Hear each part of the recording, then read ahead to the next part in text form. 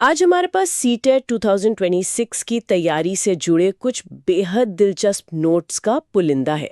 ये कक्षा 6 से 8 तक की एनसीईआरटी की राजनीति विज्ञान की किताबों पर आधारित है। लेकिन हम इसे सिर्फ परीक्षा के नजरिए से नहीं देखेंगे, है ना। आज हम एक नागरिक के बनने की पूरी कहानी को समझने की कोशिश करेंगे, ठीक वैसे ही जैसे एनसीईआरटी सिखाती है। हम कक्षा 6 की बुनियादी बातों से शुरू करेंगे, फिर कक्षा 7 में सामाजिक न्याय को देखेंगे और आखिर में कक्षा 8 में समझेंगे कि हमारा संविधान कैसे काम करता है। तो चलिए इस कहानी को परत दर परत खोलते हैं। तो कहानी की शुरुआत होती है कक्षा 6 के कुछ बहुत ही बुनियादी लेकिन गहरे शब्दों से। विविधता, भेदभाव और असमानता। इन नोट्स में कहा गया है कि विविधता मतलब हमारे अलग अलग पहनावे, भाषाएं, त्योहार, ये सब भारत की असली ताकत है, जिसे हम विविधता में एकता कहते हैं।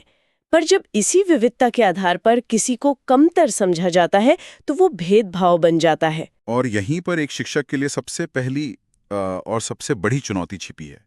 इन नोट्स का एक मुख्य तर्क ये है कि विविधता को समस्या मानना ही सारी गड़बड़ की जड़ है।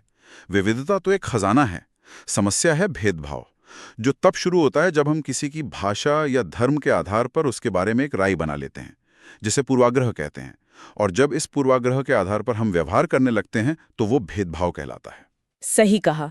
और जब समाज में इस तरह के भेदभाव को रोकना हो और सबको साथ लेकर चलना हो, तो हमें एक व्यवस्था की जरूरत पड़ती है।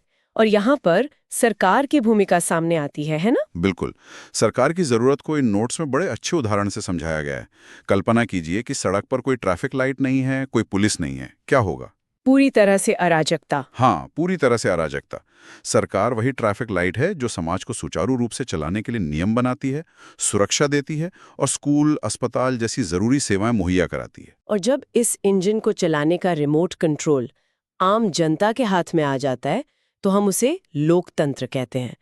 लेकिन लोकतंत्र का मतलब सिर्फ हर 5 साल में एक बार बटन दबाना तो नहीं है। नहीं, बिल्कुल नहीं। अगर हम एनसीईआरटी की माने तो लोकतंत्र सिर्फ एक शासन प्रणाली नहीं, बल्कि एक जीवन शैली है। इसका असली मतलब है समानता, न्याय और स्वतंत्रता जैसे मूल्यों को रोजमर्रा की जिंदगी में अपनाना। और सीटेट के लिए ये बिंदु बहुत अहम है। नोट्स इस बात पर जोर देते हैं कि एक लोकतांत्रिक कक्षा का माहौल कैसा होना चाहिए, जहां हर बच्चे को सवाल पूछने की आजादी हो, अपनी राय रखने का मौका मिले और उसे बिना किसी डर के सुना जाए। हाँ, बिल्कुल। जब ऐसा होता है तभी बच्चों में आत्मविश्वास और एक जिम्मेदार नागरिक होने की भावना पैदा होती है। ये तो बहुत दिलचस्प है। मतलब लोकतंत्र की पहली पाठशाला तो क्लासरूम ही है, और इसी लोकतंत्र को क्लासरूम से निकालकर गांव की गलियों तक ले जाने की जो कोशिश है, शायद वही पंचायती राज है। आपने बिल्कुल सही पकड़ा। पंचायती राज को सत्ता का विकेंद्रीकरण कहा जाता है। एक बहुत भारी शब्द है, लेकिन इसका मतलब बहुत सीधा है। शक्ति को दिल्ली और लखनऊ से निकालकर गांव के प्रधान के हाथों में देना। इसके 3 स्तर हैं। गांव के लिए ग्राम पंचायत, ब्लॉक स्तर पर पंचायत समिति और पूरे जिले के लिए जिला परिषद। विचार यह है कि गांव की सड़क कब बननी है या कहाँ हैंडपंप लगना है, ये गांव वाले ही सबसे बेहतर जानते हैं, दिल्ली में बैठा कोई अधिकारी नहीं। ये सुनने में तो क्रांतिकारी लगता है, लेकिन क्या ये स्रोत इस बात पर भी कोई रोशनी डालता है कि जमीनी हकीकत में ये कितना सफल है? अक्सर सुनने में आता है कि असली शक्ति अभी भी ब्लॉक या जिला स्तर के अधिकारियों के पास ही रहती है। ये एक बहुत ही वाजिब सवाल है और नोट्स भी इस चुनौती की तरफ इशारा करते हैं। सैद्धांतिक रूप से ये एक बेहतरीन व्यवस्था है और इसने जमीनी स्तर पर खासकर महिला सशक्तिकरण के मामले में बहुत कुछ बदला है। महिलाओं के लिए 1/3 आरक्षण एक मील का पत्थर है, लेकिन हाँ, व्यवहार में चुनौतियां हैं। जानकारी का अभाव, फंड की कमी और स्थानीय अधिकारियों का दबदबा आज भी बड़ी समस्याएं हैं। एक शिक्षक के तौर पर छात्रों को दोनों पहलू समझाना जरूरी है। ठीक है, तो हमने समाज, सरकार और जमीनी लोकतंत्र को समझ लिया। अब कहानी में आगे बढ़ते हैं और कक्षा 7 के विषयों पर आते हैं, जहां इन नोट्स का फोकस सामाजिक न्याय और समानता पर ज्यादा है। समानता शब्द सुनने में बहुत सरल लगता है, लेकिन इसका असली मतलब क्या है? इसका असली मतलब बहुत गहरा है। समानता का मतलब ये नहीं है कि सब बिल्कुल एक जैसे हो जाएं। इन दस्तावेजों का एक मुख्य तर्क ये है कि समानता का अर्थ है हर व्यक्ति को उसकी पृष्ठभूमि के बावजूद आगे बढ़ने के समान अवसर मिले और सबके साथ सम्मानजनक व्यवहार हो। हाँ, और असमानता के जो मुख्य कारण बताए गए हैं, वो हैं गरीबी, सदियों पुरानी जाति व्यवस्था और लैंगिक भेदभाव। और एक शिक्षक के तौर पर ये समझना तो और भी ज्यादा जरूरी हो जाता है। मतलब ये सुनिश्चित करना कि आखिरी बेंच पर बैठा बच्चा भी उतना ही आत्मविश्वास महसूस करे। हाँ, और ये सिर्फ एक नैतिक जिम्मेदारी नहीं है। सीटीईटी के नजरिए से देखें तो इस पर सीधे सीधे सवाल बनते हैं। समावेशी शिक्षा अपने आप में एक पूरा विषय है। आपको एक स्थिति दी जाएगी, अगर आपकी कक्षा में एक बच्चा दूसरे बच्चे की जाति पर टिप्पणी करता है तो आप संविधान के किस मूल्य का हवाला देकर उसे समझाएंगे? तो इसका जवाब समानता और बंधुत्व होगा। बिल्कुल। शिक्षक की भूमिका सिर्फ पढ़ाना नहीं, बल्कि समानता के इन मूल्यों को जीना और क्लास में लागू करना है। बिल्कुल। और इस सामाजिक न्याय को जमीनी स्तर पर लाने के लिए सरकार की भी बड़ी भूमिका है। इन नोट्स में स्वास्थ्य और शिक्षा के क्षेत्र में सरकार की योजनाओं का जिक्र है, जैसे सरकारी अस्पताल और मिड डे मील। हाँ, और ये योजनाएं सिर्फ सुविधाएं नहीं हैं, ये समानता लाने के औजार हैं। जैसे मध्याह्न भोजन यानी मिड डे मील योजना को ही लीजिए। इसका सिर्फ एक मकसद बच्चों को पोषण देना नहीं है, इसका एक और बड़ा मकसद है गरीब परिवारों के बच्चों को स्कूल आने के लिए प्रोत्साहित करना, ताकि जब पेट भरा हो तो बच्चा पढ़ाई पर ध्यान दे पाए। सही कहा। और जब अलग अलग सामाजिक पृष्ठभूमि के बच्चे एक साथ बैठकर खाना खाते हैं तो उनमें जाति पाति का भेदभाव भी कम होता है। तो एक योजना, लेकिन मकसद कई। वाह, मतलब ये योजनाएं सामाजिक समानता की नींव को मजबूत कर रही हैं। और इसी सिलसिले में इन नोट्स की एक लाइन पर मेरी नजर पड़ी जिसने मुझे बहुत प्रभावित किया। शिक्षा सामाजिक समानता का सबसे बड़ा साधन है। ये सिर्फ एक वाक्य नहीं, ये एक पूरा दर्शन है। ये विचार कि अगर किसी समाज से गरीबी और भेदभाव के चक्र को तोड़ना है तो उसका सबसे शक्तिशाली हथियार शिक्षा है। शिक्षा व्यक्ति को सिर्फ जानकारी नहीं देती, उसे अपने अधिकारों के प्रति जागरूक बनाती है, उसे सवाल पूछने का साहस देती है और बेहतर अवसर हासिल करने की काबिलियत भी देती है। हाँ, इसीलिए शिक्षा का अधिकार एक बुनियादी अधिकार माना गया है। चलिए अब आते हैं उस हिस्से पे जिसका हम सबको इंतजार था और जिसे सीटीईटी का हॉट टॉपिक भी माना जाता है, कक्षा 8 के विषय। और सबसे पहले भारतीय संविधान। ये वो किताब है जिसके बारे में हम सब ने सुना है, लेकिन सच कहूं तो इसके असली मतलब और इसकी जरूरत को समझना एक अलग ही बात है। आखिर हम एक संविधान की जरूरत ही क्यों है? सोचिए, अगर क्रिकेट का मैच बिना किसी नियम के खेला जाए तो क्या होगा? कोई भी कहीं भी दौड़ रहा होगा, कोई भी आउट होने को तैयार नहीं होगा। बिल्कुल। संविधान देश के लिए वही नियमों की किताब है। ये बताता है कि सरकार कैसे चुनी जाएगी, उसके पास क्या शक्तियां होंगी, और सबसे जरूरी, सरकार अपनी शक्तियों का दुरुपयोग न कर सके। ये नागरिकों को कुछ ऐसे अधिकार देता है जिन्हें कोई सरकार भी नहीं छीन सकती। और इन नोट्स में संविधान के कुछ मूल मूल्यों का जिक्र है। न्याय, स्वतंत्रता, समानता और बंधुत्व। ये सिर्फ भारी भरकम शब्द है या इनका कोई गहरा मतलब भी है? इनका बहुत गहरा मतलब है, और दिलचस्प बात यह है कि ये सिर्फ शब्द नहीं है, ये एक दूसरे पर टिके हुए हैं। आप इन्हें हमारे लोकतंत्र की इमारत के 4 स्तंभों की तरह समझ सकते हैं। मतलब एक के बिना दूसरा अधूरा है। हाँ, आप बिना समानता के न्याय की कल्पना नहीं कर सकते, और बिना स्वतंत्रता के समानता का कोई मतलब नहीं रह जाता। और अगर लोगों में भाईचारा यानी बंधुत्व ना हो तो स्वतंत्रता और समानता भी खतरे में पड़ सकती है। ये हमारे लोकतंत्र की इमारत के 4 स्तंभ हैं। एक भी कमजोर हुआ तो पूरी इमारत हिल जाएगी।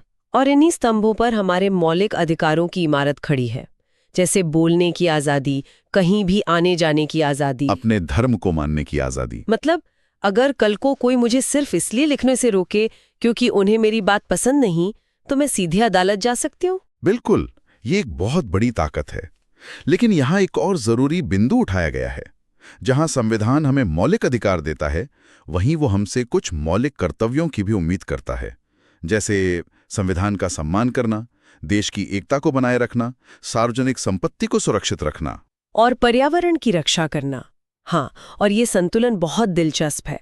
अक्सर हम अपने अधिकारों की बात तो बहुत जोर शोर से करते हैं, लेकिन कर्तव्यों की बात आने पर चुप हो जाते हैं। देखिए, ये संतुलन ही तो सब कुछ है।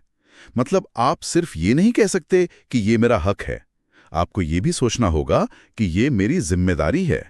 अधिकार और कर्तव्य एक ही सिक्के के 2 पहलू हैं। अधिकार हमें सशक्त बनाते हैं तो कर्तव्य हमें जिम्मेदार। सही। एक जिम्मेदार नागरिक के बिना एक मजबूत लोकतंत्र की कल्पना नहीं की जा सकती। ठीक है, तो संविधान ने नियम बना दिए, हमें अधिकार और कर्तव्य दे दिए, लेकिन रोजमर्रा की जिंदगी के लिए नए कानून कौन और कैसे बनाता है? हाँ, ये काम हमारी संसद करती है, जिसके दो घर हैं, लोकसभा और राज्यसभा। लोकसभा को हाउस ऑफ द पीपल कहते हैं क्योंकि इसके सदस्य सीधे जनता द्वारा चुने जाते हैं, और राज्यसभा को काउंसिल ऑफ स्टेट्स कहते हैं, और इसके सदस्य राज्यों की विधानसभाओं द्वारा चुने जाते हैं। और ये प्रक्रिया होती कैसे है? क्या बस कुछ लोग मिलकर तय कर लेते हैं कि ये कानून बनेगा? नहीं, प्रक्रिया काफी लंबी और विस्तृत है।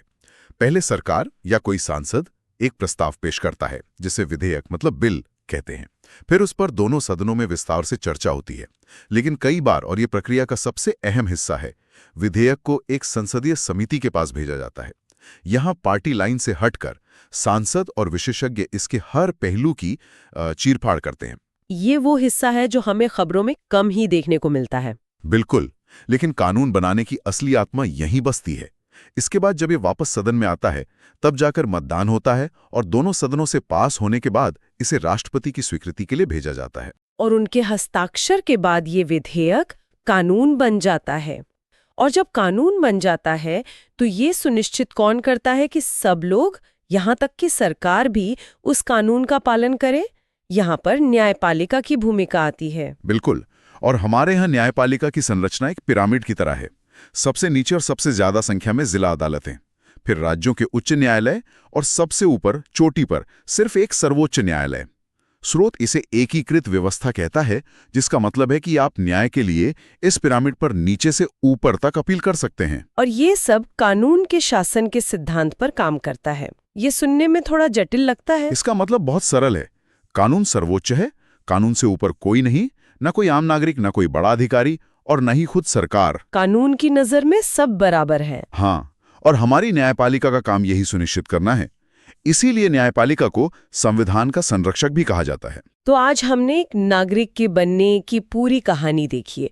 कक्षा 6 में समाज की विविधता से शुरू करके कक्षा 7 में समानता और न्याय की जरूरत को समझा, और फिर कक्षा 8 में उस संविधान को जाना जो इन सभी मूल्यों की रक्षा की गारंटी देता है।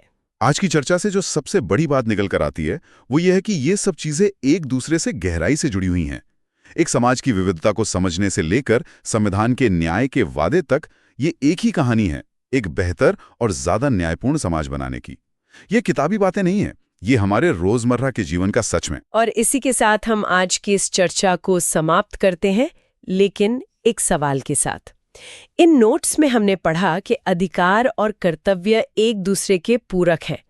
विचार करने वाली बात यह है, क्या हमारे समाज में हम अधिकारों की बात ज्यादा करते हैं और अपने नागरिक कर्तव्यों को अक्सर भूल जाते हैं? अगर हम सब अपने किसी एक मौलिक कर्तव्य, जैसे सार्वजनिक संपत्ति को सुरक्षित रखने या पर्यावरण की रक्षा करने को ही पूरी ईमानदारी से अपना लें, तो इसका हमारे समाज पर कितना गहरा और सकारात्मक प्रभाव पड़ सकता है, इस पर जरूर सोचिएगा।